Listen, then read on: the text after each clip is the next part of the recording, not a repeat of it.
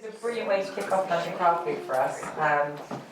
I've got to be very careful of timing since we're all in a bit of a rush, and I know that if us three start talking now, the conversation will be here all day. I've been lucky enough to know Ginny for a very long time, since I worked in fashion over 15 years ago, and it's been very exciting watching her career move and change and shape around. And I've been lucky enough to meet Ruth, thanks to Vigor and Skills, and the two of them here today are going to enthrall us in conversation. And that's it, really. Good, ready? Thank you. Thanks so much, Bea, and to Vigor and Skills. And that's how we met. Bea introduced me to Ruth at the end of 2020, I think. Yeah.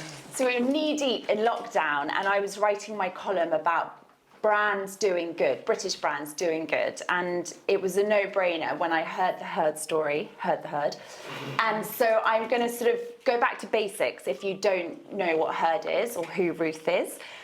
Ruth Alice. I'm going to call you Ruth, but Herd is 1 in a million. It is truly unique, and I don't say that just because it sounds good, but I think you're onto something. I would say you're a world first, and I would love to hear more about your story. So we're going to have a few questions, and then, of course, any questions, please start kind of plotting them in your mind. But most of all, it's a big celebration of London Craft Week. And Ruth, let's go back to basics. You are founder and creative director of Herd. What is Herd? Sure. So I'll start with a what, why, and how. Okay. If that kind of helps me to structure a bit. So what? So Herd is a vertically integrated, sustainable heritage yarn and knitwear brand made exclusively using blue-faced Leicester fleeces from the northern uplands of England, processed completely naturally within 150 miles of the farms. So there's no going abroad, there's no shipping it out to somewhere else and bringing it back in. It all happens within that tiny radius. Exactly, so the historical supply chain of the British wool industry. Yeah.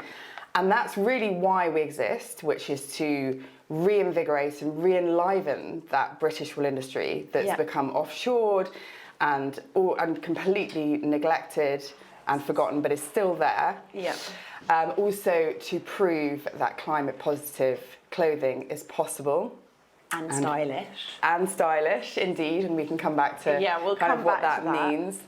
And the why, I guess, is to really, we do that by creating and encouraging life-enhancing connections.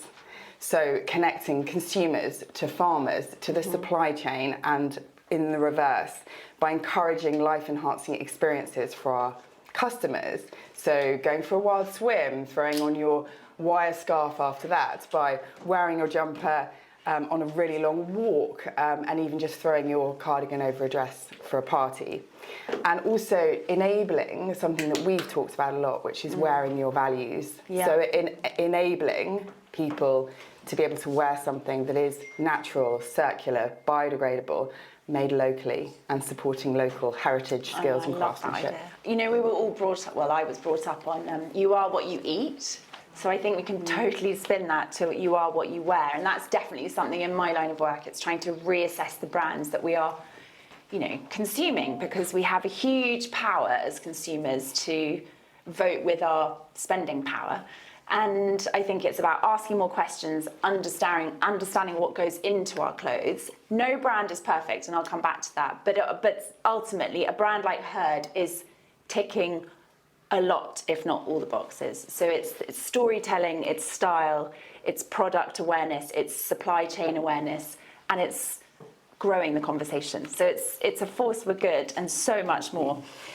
Going back to this idea of craft, though, what's the key focal point in terms of Herd when it comes to the craftsmanship of the knitwear that you create?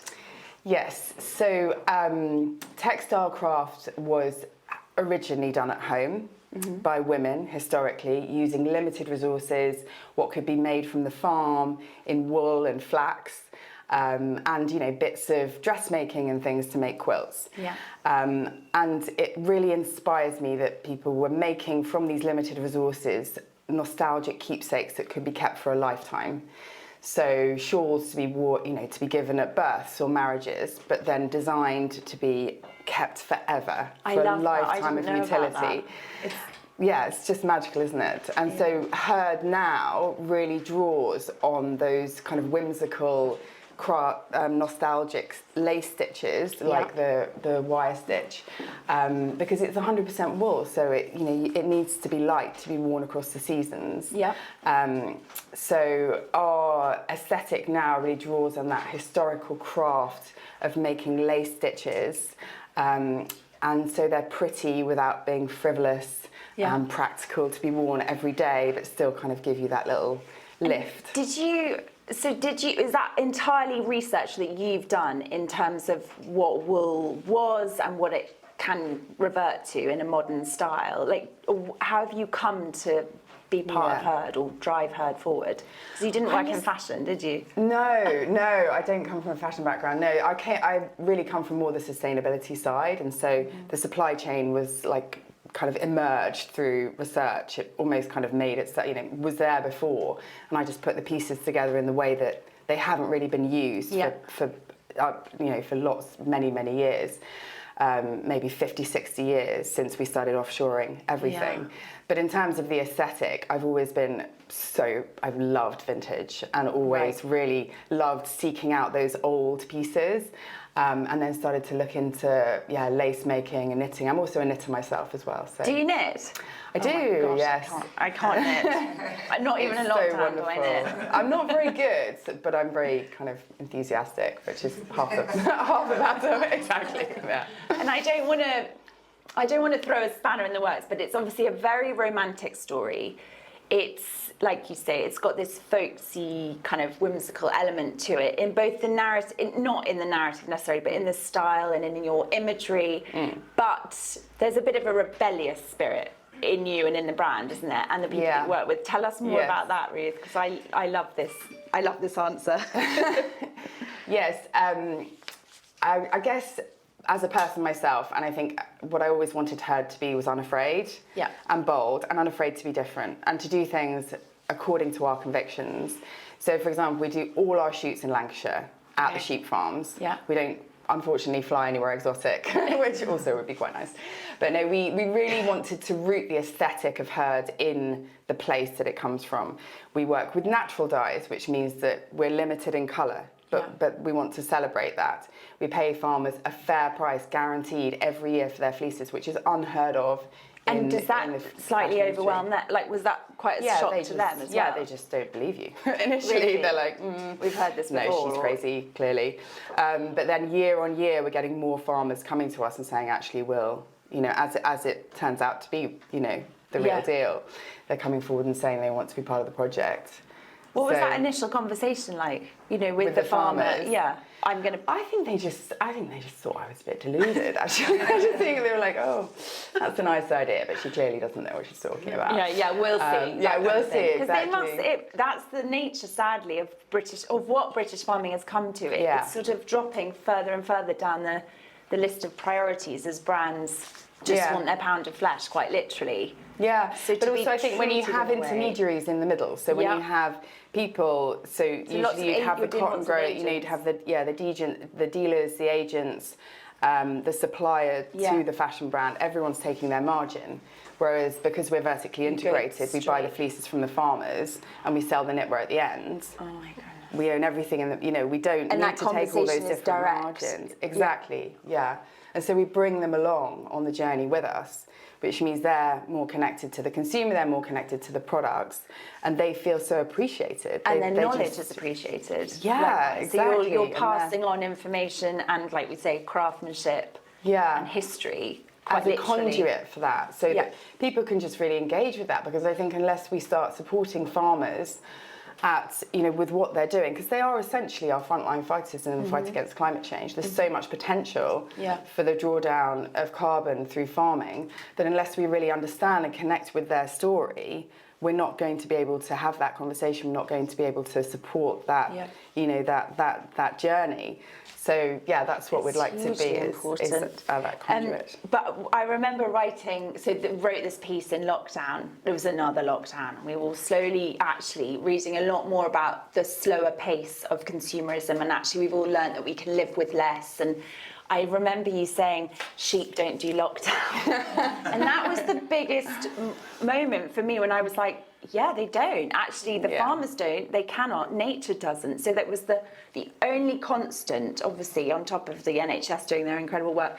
But it just carried on. There was no, the rules didn't apply. And I kind of love that moment of realising that we've got it all on our doorstep in this country. If only you give it the time, the respect and the investment, I guess. And you create products like this. Yeah, it's a real insight into their life, and because we sell yarn to other brands, to other knitwear brands, they've been doing, coming up to Lancashire and doing their own shoots there, and often I'll be having these conversations with whole kind of marketing teams, and they're like, so what day works for the farmer? And I'm like, well, really every day is exactly the same. You know, they're doing the same thing on Sunday as they're doing on Wednesday, so, you know. I love that side of the business. Yeah, that makes sense, and it's a real kind of eye-opener coming from this world where, you know, you can take a day off to go into that world where it's like, nah, they need. And also, there's only a finite amount of raw material you can work with. Yeah. If you've got a flock of a certain size. Yeah. And actually, I won't dwell on it too much, but it is quite interesting if you dig a bit deeper about who your yarn is now forming, you know, pieces, working with other brands, basically, who's buying your yarn. I really like that story. Like, it's something that, you know, shows that there's a growth element to it. What is your favourite part of the process? Pretty much everything. Like, I really love going to the farms and getting out of my world and kind of into theirs and talking directly with the farmers. But I also love test wearing knitwear and dreaming up new designs and stitches and things like that. And I also love talking about soil carbon with soil scientists. So it's and working with people like you and getting, you know, kind of feedback from fashion. I mean, you literally are meeting the sheep. This is why. And like, I remember asking you we worked at, I interviewed Ruth at a harvest festival last year, and you were telling me about an interesting fact about sheep. We were talking to children, so we had to sort of adapt our talk accordingly. What is the interesting fact about sheep, Ruth? Was it the Romeos? Yeah. So Blue-faced Leicester, the specific breed that we work with, has a it's very unusual. It's the finest fleece of the British wool clip by a margin. Like, the rest of the fleeces are much less soft. And the reason that they are kept by so many farmers is because they're extremely prolific and great breeders. And so they're like, that's the pride that the farmers have, like 400 ewes in one day. And they're like, oh, no way. That's quite something. I love it, that's the reality. Yeah, exactly. You know, it's the practical reality. The start point of your product is that. I mean, and in terms of customer feedback and generally the kind of growth of your message, what's been your best customer feedback so far? I have a customer who says that she bought her scarf to write poetry in, which I just love. So she goes to the park and she puts her scarf around her. It inspires her. Oh, I love that. I mean, you just ain't getting better than that. I mean, I need a poetry scarf. Yeah, the poetry scarf. That's something, you know, that it inspires her in that way to kind of. And any tricky customers? I'm always intrigued by the tricky ones. Well, because we don't wash the fleece using a harsh detergent, there is still a bit of a sheepy smell. So do kind of put a herd knit to your nose before you leave. And I have had a couple of customers say, you know, I don't like the kind of slightly sheepy smell. And I was like, well, there's really nothing I can do about that. You know, that's kind of where it came from. And, you know. But on that note, if you are interested at all in wool, can I say that the best thing is that you don't have to wash it very often? And people think I'm mad when I say that, but really you can air it, and that in itself is saving you a lot of time and energy, and And someone said, well, why wouldn't you wash it? I said, obviously, if you spill ketchup down the front, you'd wash that out. But my point is, the sheep do not get dry cleaned. Yes, the wool exactly. does not get shampooed or, No. you know, like a bit of kind of Ariel. Like, I think that's what I love. And I was actually telling my children that, and they were like, okay, I get it now. And they don't go for showers in the fields. You know, it was just that notion of wool is self-cleaning. And we need to hear it a bit more because it's got this terrible reputation for being scratchy and, you know, a bit gnarly. And this is everything our perception of wool isn't. So it's, you need to like touch it and try it. But being frank, here we go, here's my question. The consumer, when it comes down to it, are you finding it is quite a hard game at the moment to convert the consumer? Because ultimately we love the story, we love British wool. I love the idea that, you know, I'm buying into this, the farming element, the regenerative element, biodiversity. But at that tipping point, is the consumer still being wooed by cheaper alternatives? Do you find that the hardest part of what you do? Definitely it's the hardest part, because I think we've been sold the idea that you can have cheap clothing at no cost for so long, and so we're trying to change people's mindsets, you know, exactly as you are, that there is actually no cheap clothing at no cost. You know, there is everything that costs little is made from petrochemicals, which are sourced from the earth, from the most precious and biodiverse places that we have left. It is made in outsourced labour economies, and it oppresses and disenfranchises workers, and it has heavy planetary emissions. There is no cheap clothing at no additional cost. It's just not possible. You know, we have enough clothing on the planet now to clothe 6 generations. Really? Yeah, for their whole lives, you know. So I'm so supportive of the second-hand clothing market. And then when we're making new clothes, we have to be sure that they're made from biodegradable, natural resources that are naturally occurring. You know, so the cotton, the linen, the wool. In the simplest form, the best product we could buy is something you could dig a hole, put that product in, and it would biodegrade. And that's what. And also that it's naturally occurring. So, you know, we need to shear sheep every year for their own health, because they're so domesticated now. They need that. And so that is naturally occurring, and everyone is hearing stories of wool getting buried or burnt because it's not being used. It's basically a byproduct. You know, wool in this country is basically a byproduct, and we're changing that. And herd's part of a movement towards wool, and hopefully that will change, and it should change, because it's an abundant, native, biodegradable raw material that's literally lying around. And there we are, you know, pumping oil out of the North Sea and and Scotland to make more plastic clothing that will never ever biodegrade. You know. And even recycle. Well, that's a whole other subject, but recycled polyester and everything. I think the problem is this notion that cashmere's become. Is number one. That's the luxury fabric that we want. And then that's filtered down over the years that you can buy it at any level, high street, 2 for 1, all that. And it's just, again, it's that over production to meet a growing consumer demand, but actually quite a frivolous demand. You wear it once, you get bored of it, or someone's photographed in it and, I can't possibly wear it again. So I love the timeless nature of what you're producing, basically. And the fact that, yes, I wore it on a shoot in honestly, the coldest shoot day ever, but I'm also wearing it on a sunny day in London in May. So there's something to be celebrated about it, and just naturally kind of encouraging that the kind of fewer, better idea. I also know that there is rumours that a lot of machine washable cashmere is actually coated in microplastics in order for it to retain its elasticity and the fact that it won't shrink. And I think that, for me, is my next kind of research opportunity. Cashmere is fascinating, actually, because it used to be the way that you'd buy a cashmere jumper. It was a real treat. It was a real luxury. And it would last for kind of 5 years, you know, longer. It's not a very durable fibre because it's so fine. But now, because it's become commoditized and cheaper, they're using the really lower grade cashmere, which is how you get £60 high street cashmere jumpers. And so it doesn't last at all. It lasts like barely half a the season. microplastic coating. Right. Hence, yeah. so they can then say it's machine washable cashmere, because ultimately, crazy. A raw material like that should never be machine washable, or it should come with such a kind of broad array of description, instructions. Just really, for me, that was like, we were a whole other kind of world of. But I think with up. supply chains like that, increasingly we need these kind of third-party audits. You need kind of the responsible cashmere standard, responsible wool standard for merino that's coming from New Zealand. Yeah.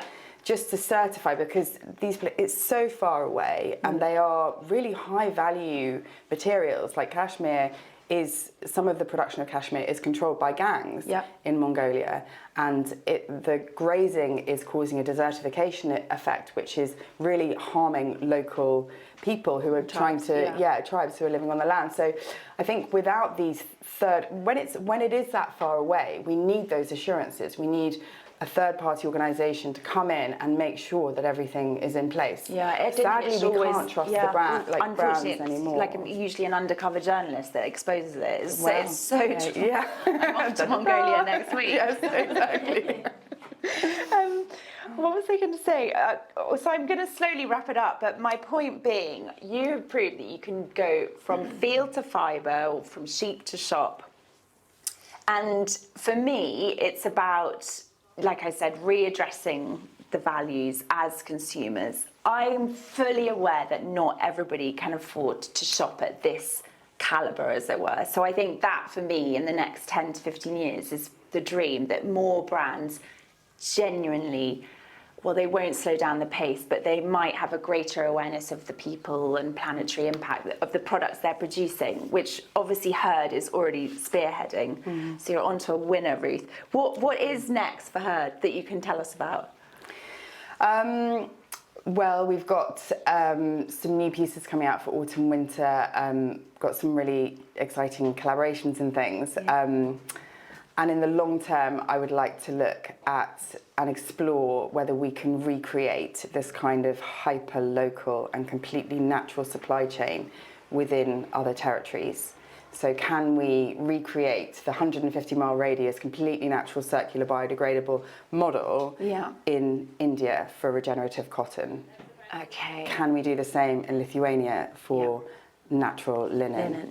Can we prove that this kind of way of making clothes is not just possible but completely viable, and supports those economies, supports those workers, supports the craft that has developed within those countries over hundreds of years, and actually support those local economies growing, rather than making something in England, finding out where we can make it cheapest, and then selling it to the highest bidder.